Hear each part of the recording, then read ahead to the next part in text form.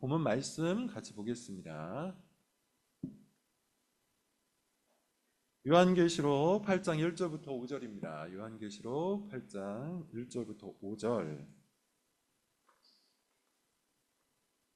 요한계시록 강해를 이어서 가고 있는데요. 오늘은 8장 첫 부분입니다.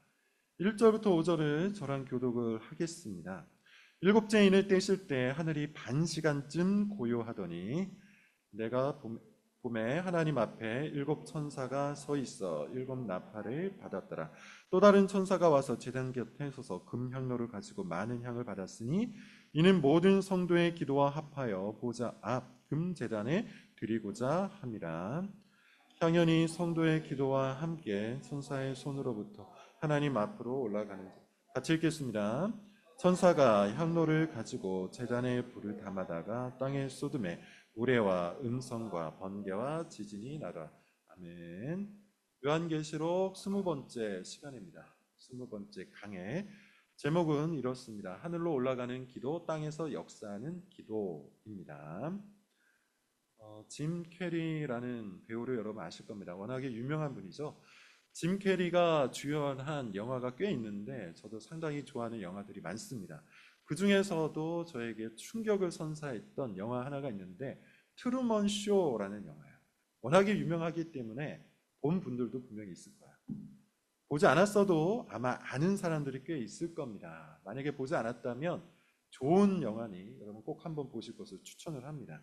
저는 개인적으로 처음 봤을 때 상당히 충격적이었어요. 여러 가지 의미에서 충격적이었는데 일단 이것이 1998년 작품인데 그때 당시 이런 영화적 상상력을 가졌다는 점, 이거 자체가 충격이었고요. 두 번째는 만약에 내가 트루먼이었다면 어땠을까라는 상상을 하면서 충격을 받았었어요. 내용은 여러분 이렇습니다. 아는 분들도 있을 테니 간단히 요약을 하자면 이래요. 트루먼이라는 사람이 있죠. 트루먼이라는 사람이 있는데 그는 헤이븐이라는 아주 작은 섬에서 태어난 사람이에요. 거기서 태어나고 거기서 자란 사람입니다. 그리고 거기에서 결혼도 했어요. 30살 때쯤에 어느 날 길거리를 걸어가는데 갑자기 하늘에서부터 커다란 조명 하나가 떨어집니다. 그때부터 이상함을 감지하기 시작하죠. 게다가 죽은 줄 알았던 아주 어린 시절에 바다에 나갔다가 낚시 중 바다에 빠져 죽은 줄 알았던 아버지를 길거리에서 만나요. 너무나도 이상하죠. 자기가 살아가는 세상, 자기가 살아왔던 그 인생을 트루먼이 의심을 하기 시작합니다. 그러다가 늘 가던 길을 이탈해서 어느 날 갑자기 다른 장소로 한번 뛰어가 봤는데 그 뒤편에 사람들이 무대를 만들고 있다는 사실을 발견해요. 그리고 사실은 자기가 살아왔던 모든 인생이 다 거대한 TV쇼에 불과하다는 사실을 깨닫습니다. 거짓 인생, 가짜 인생, 만들어진 각본에 의한 인생이라는 것을 깨닫죠. 사실 이 트루먼 쇼라는 영화에는 많은 메시지가 들어있어요. 꽤 좋은 영화입니다. 예컨대 이런 메시지가 하나가 있는데 남들이 만들어 놓은 인생, 남들이 짜놓은 인생, 거기에 갇히지 말고 자기만의 진짜 인생을 찾으라. 이런 메시지가 하나 있습니다. 그 외에도 여러 가지 많은 메시지가 있는데요. 저는 이 영화에서 조금 다른 지점을 주목을 해요. 이 영화는 우리가 살고 있는 세상 뒤편에 다른 무대가 있음을 알려주고 있죠. 트루먼은 자신이 보고 느끼고 경험하는 것이 전부인지 알았어요.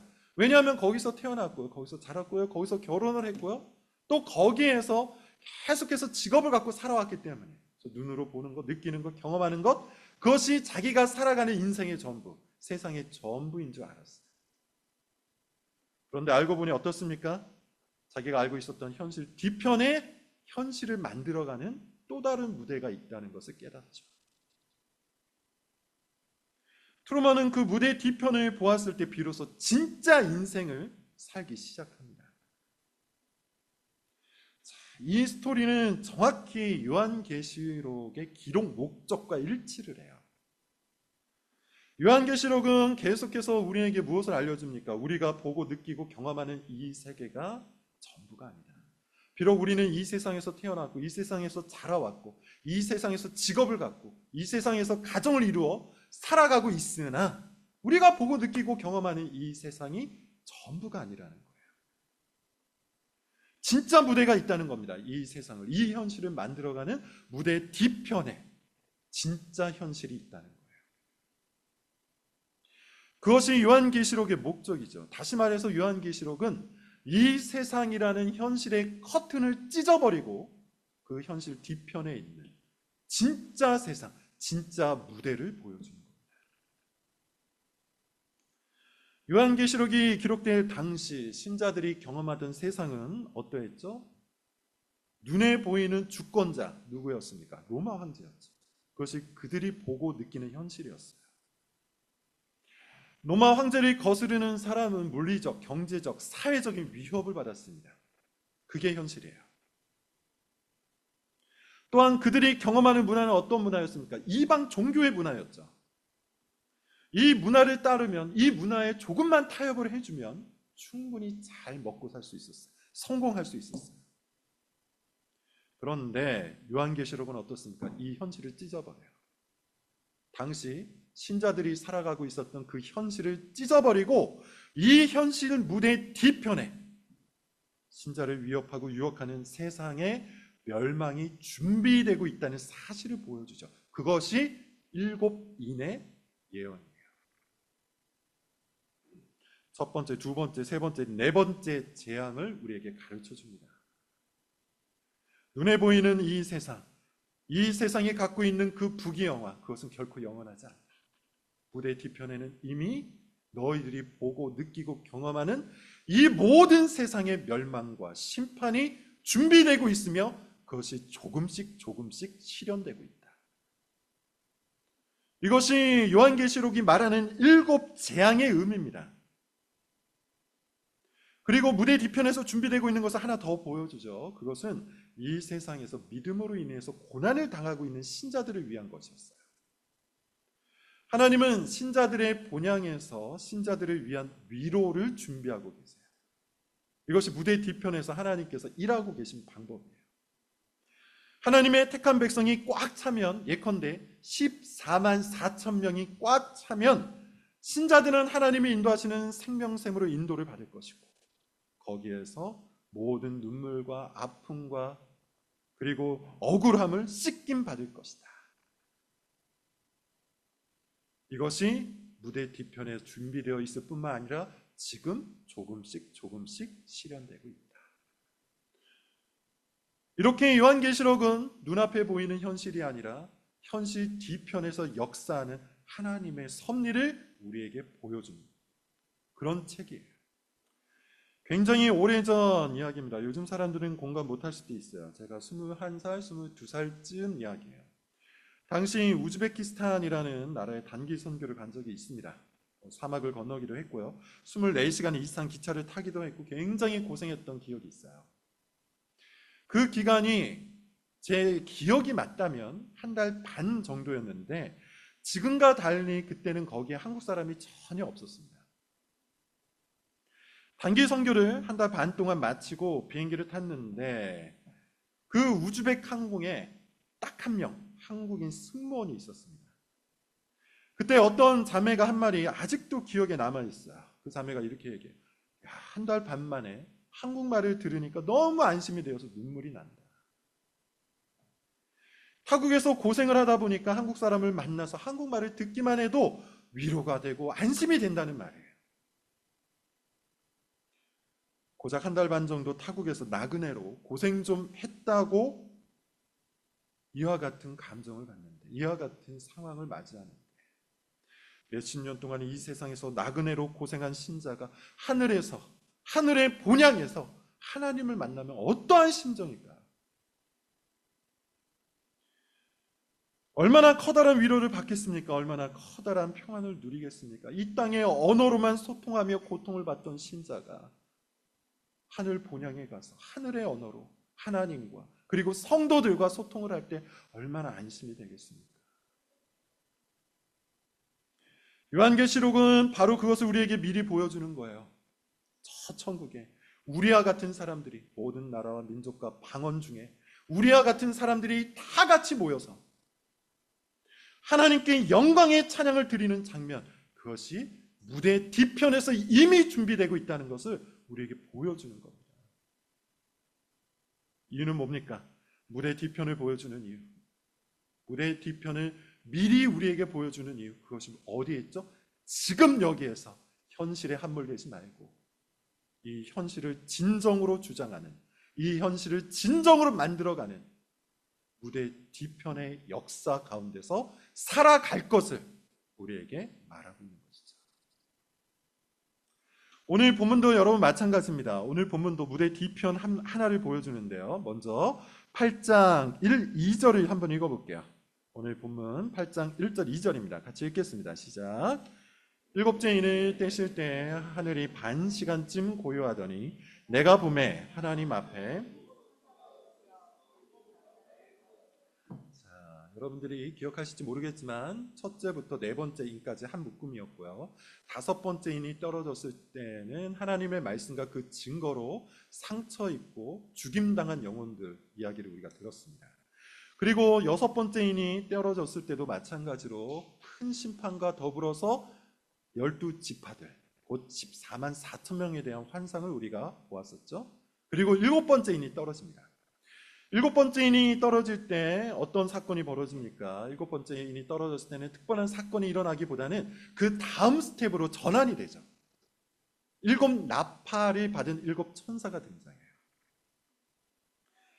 자, 여기서 또 우리가 살펴볼 구절 하나가 있는데 반 시간쯤 고요하다라는 말이 나오는데요. 정확한 의미를 찾기는 조금 어렵습니다. 대부분의 주석가들은 확실한 심판이 임하는 시간을 1시간으로 봐요. 다니엘서 4장에 그렇게 나옵니다. 다니엘서 4장에 느부갓네살 왕이 심판을 받을 때 그 기간을 1시간이라고 얘기해요. 따라서 여기서 말하는 반 시간은 심판이 절반쯤 임한 시간으로 보는 것이 가장 적절한 해석입니다. 그래서 어떤 주석가는 이 반 시간쯤 고요한 그 시간을 뭐라고 해석하냐면 하나님께 돌이켜야 하는 회개의 시간이다. 고요할 때 하나님께로 돌이켜라. 한 시간이 다 차기 전에 하나님께로 돌이켜라. 이런 의미로 봤습니다. 일리 있는 해석이에요. 자, 근데 그보다 중요한 것은 일곱째 인이 떼진 후 일곱 천사가 일곱 나팔을 받은 거죠. 자, 여러분 이것도 다시 한번 강조를 드리는데 시간적 순서로만 해석해서는 안 돼요. 계속해서 말씀을 드리고 있는 것처럼 세대주의자들, 특히나 문자적 세대주의자들, 문자주의적 음모론자들은 이것을 철저히 시간으로 해석합니다. 예컨대 여섯 번째 인이 떼어진 후에 14만 4천 명이 채워지죠.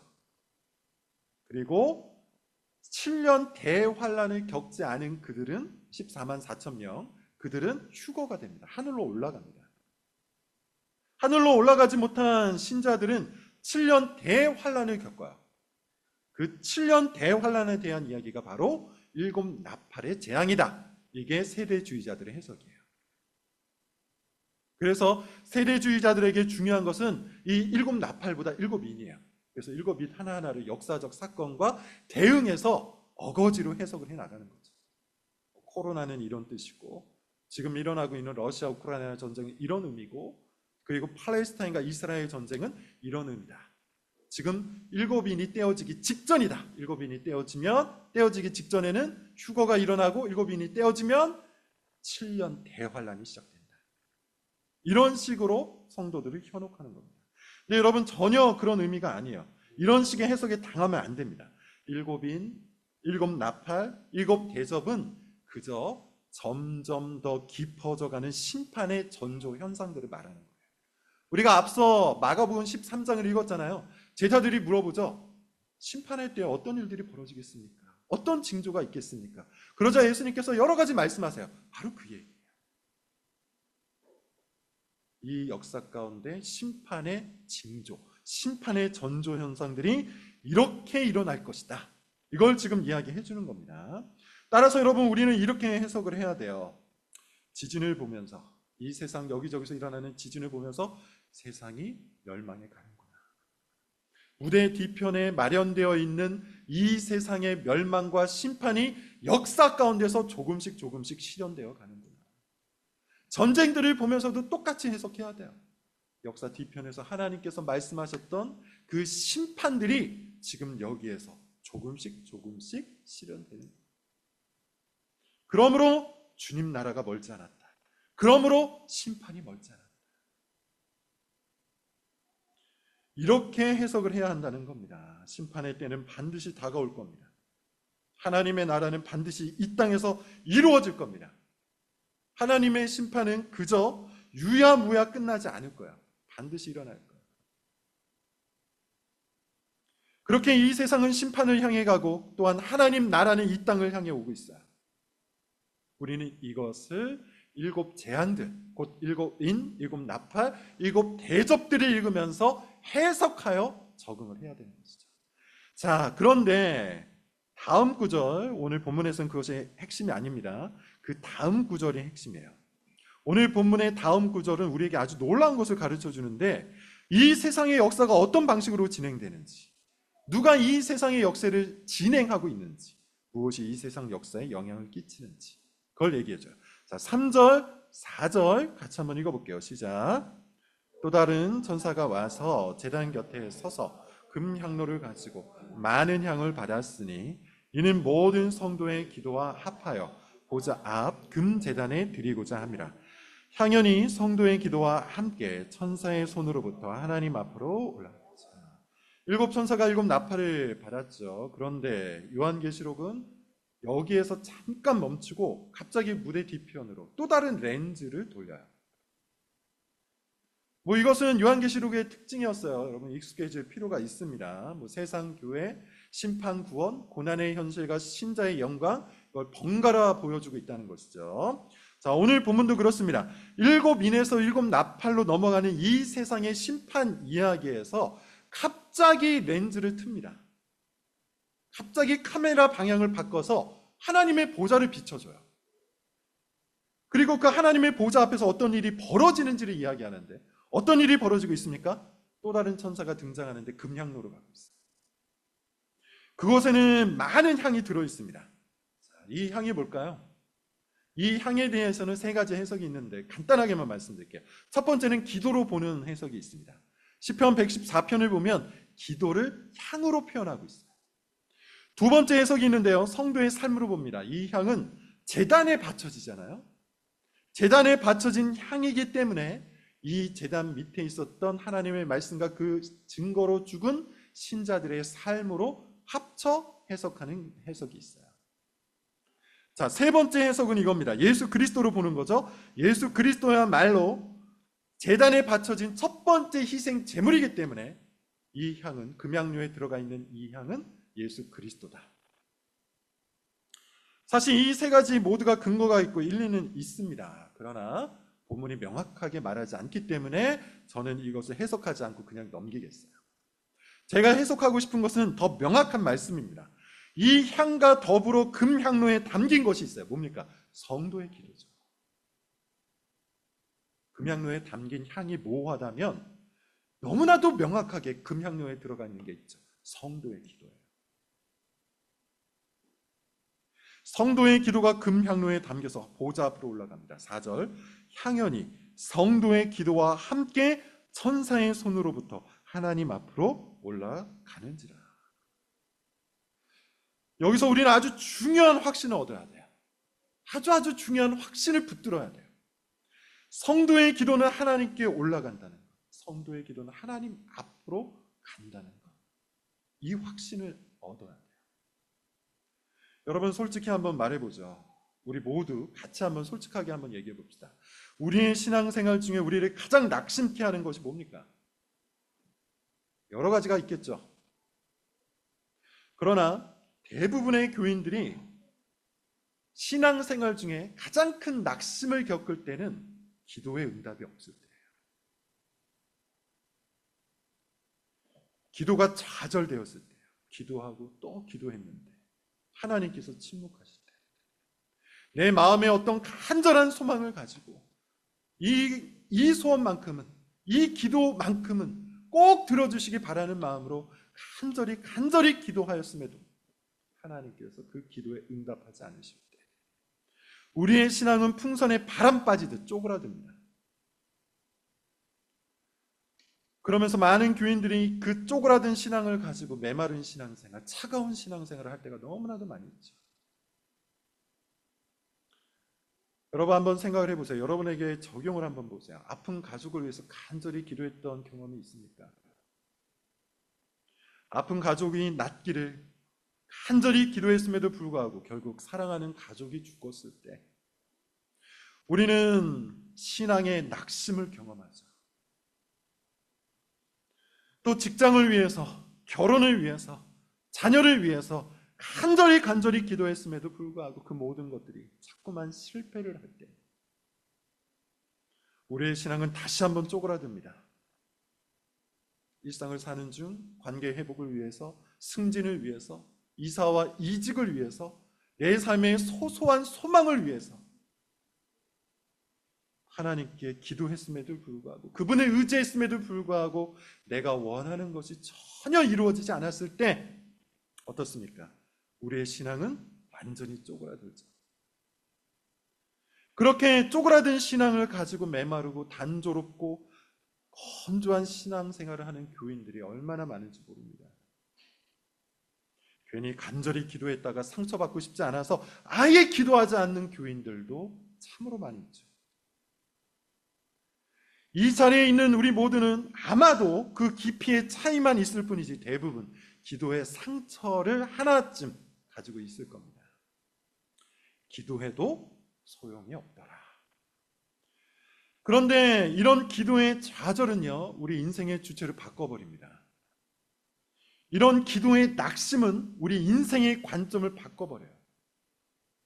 예컨대 우리 인생을 이끄시는 분이 하나님이 아니라 나로 바뀌어버린다는 거예요. 또한 이 세상은 결국 돈과 권력과 관계로 모든 것이 좌우된다는 관점을 가져버리게 돼요. 기도 100번 하는 것보다 돈으로 맛있는 거 한 번 먹는 게 더 행복하더라. 기도 100번, 1000번 하는 것보다 내가 사고 싶은 거 하나 사는 게 더 나를 만족시키더라. 밤낮 기도하는 것보다 힘있고 유명한 사람과 관계를 맺는 것이 내 인생을 더 잘 나가게 만들더라. 이렇게 관점을 바꿔버린다는 거예요. 이런 관점을 갖게 되면 점점 이 땅의 현실에 얽매이게 되죠. 그리고 이 세상에 힘을 흠모하게 돼요. 기도하는 것은 점점 지루해질 것이고 기도하는 것에 아무런 흥미도 갖지 않게 될 겁니다. 이것이 이 세상과 타협했던 사대 교회 교인들의 신앙, 라우디게아 교인들의 신앙이에요. 그렇게 점점 더 기도에는 좌절하고 이 세상의 돈과 권력과 관계로 빠져들어가고 있었던 교인들에게, 당대의 교인들에게 요한계시록은 오늘 본문의 그림으로 제시하는 거예요. 아니다, 그렇지 않다. 너희들의 기도는 아주 귀하게 하나님 앞으로 올라가고 있다. 너희들의 기도는 모조리 금향로에 담겨서 하나님의 보좌 앞에 이루고 있다. 그러니 기도가 아무 소용이 없다고 말하지 말아라.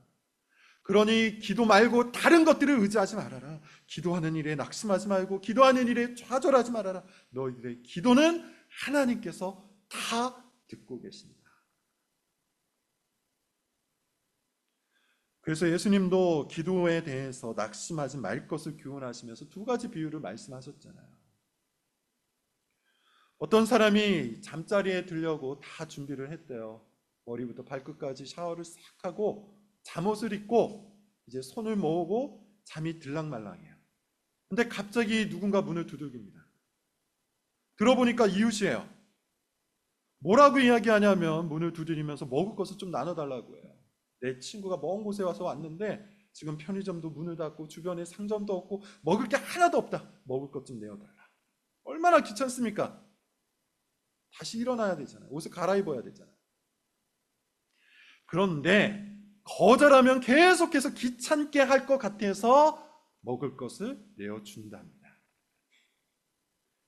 사람도 귀찮아서 이렇게 요청을 하면 들어주는데 너희를 사랑하시는 하나님 아버지께서는 너희의 요청을 들어주지 아니하시겠는가? 이게 예수님의 비유예요. 또 다른 비유는 이겁니다. 불의한 재판관 비유예요. 어떤 마을에 하나님을 전혀 두려워하지 않는 재판관이 있대요. 사람을 무시하는 재판관이랍니다. 아마도 이 재판관은 돈을 밝히고 또 판결을 제 멋대로 했던 불의한 재판관이었던 거야. 그런데 이 마을에 과부 한 명이 있었어요. 억울한 일을 당했던 것 같아요. 원한이 가득합니다. 그래서 재판관을 계속 찾아가요. 계속 찾아가서 뭐라고 얘기하냐면 판결을 요청해요. 내 원한을 갚아주소서. 불의한 재판관은 당연히 돈 되는 일도 아니게 해주고 싶지 않았습니다. 그런데 계속해서 귀찮게 하니까 이 과부가 나를 너무 괴롭게 한다 하고 원한을 풀어주었대요. 예수님은 이 비유에 대해서 이렇게 말씀하세요. 항상 기도하고 낙심하지 마라. 불의한 재판관도 이와 같을진데 하물며 밤낮 부르짖는 택하신 자들의 원한을 하늘 아버지께서 들어주지 아니하시겠느냐. 성경은 기도에 대해서 너무 명확합니다. 성경은 기도에 대해서 너무나도 확실합니다. 하나님께서는 우리의 기도를 반드시 들으신다는 것이죠. 그 기도가 어떤 기도라 할지라도, 심지어 매우 하찮고 매우 사소한 기도라 할지라도 하나님은 우리 기도를 다 듣고 계세요. 여러분, 우리가 알아야 할 것은 이겁니다. 하나님은 우리 기도를 판별하는 재판관이 아니에요.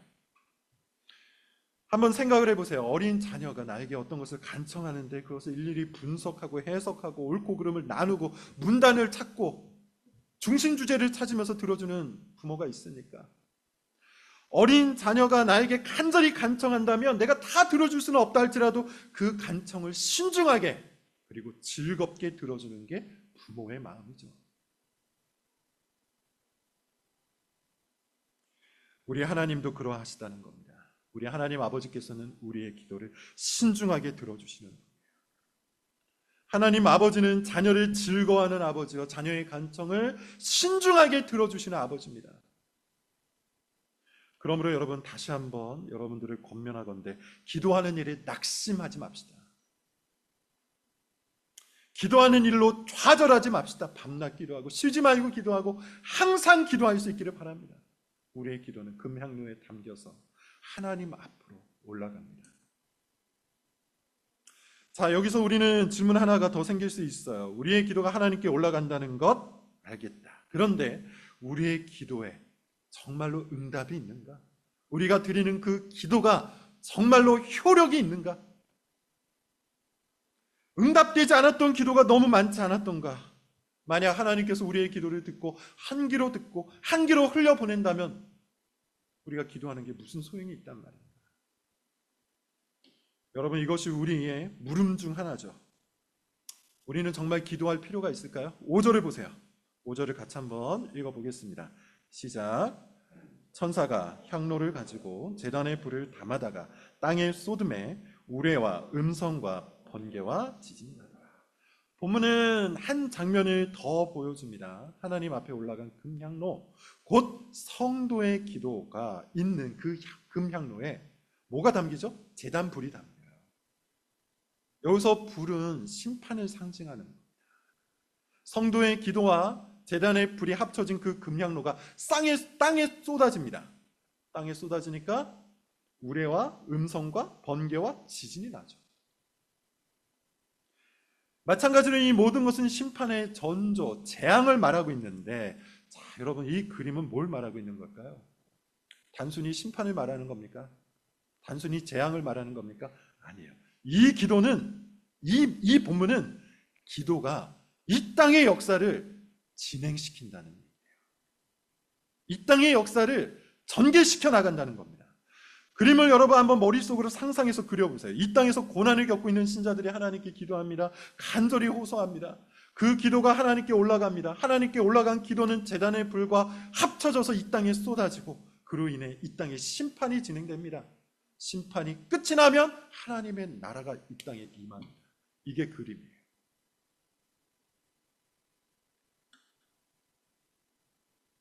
그러므로 여러분, 이 땅의 역사를 전개시키는 것은 뭡니까? 기도예요. 신자의 기도예요. 믿음으로 드리는 기도예요. 오늘 본문은 그런 의미에서 우리의 비전, 우리의 렌즈를 바꿉니다. 기도를 잃어버린 사람은 결국 이런 인생 렌즈를 끼고 살 거예요. 모든 것이 나 하기 나름이다. 내 인생은 결국 나 하기 나름이다. 세상이 말하는 것처럼 돈을, 권력을, 관계를 추구하자. 그것이 내 인생을 결정한다.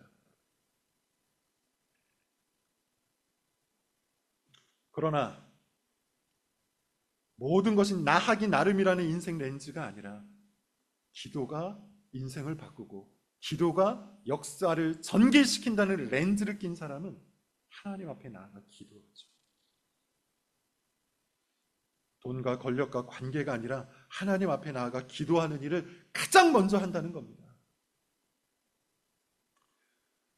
성도의 기도가 하나님의 주권 속에서 이 땅 가운데 역사하는 거예요. 그런 의미에서 허투루 사라지는 기도는 아무것도 없어요. 오늘 본문은 놀라운 관점을 제시합니다. 역사는 돈 많은 사람, 머리 좋은 사람, 영향력 있는 사람에 의해서 진행되지 않아요. 물론 하나님은 그들을 사용해서 구속사를 위한 역사의 무대를 만드시기는 합니다. 그러나 이 세상의 역사를 진정으로 전개시키는 것은 돈도, 경제력도, 정치력도 아니에요. 이 세상의 역사를 진정으로 전개시키는 것은 믿음으로 살아가는 성도의 기도입니다.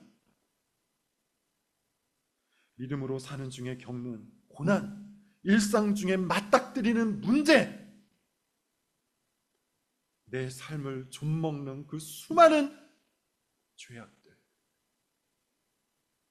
그런 고난과 문제와 죄악들을 들고 하나님 앞에 엎드린 성도의 기도가 이 땅의 역사를 전개시켜가는 거예요.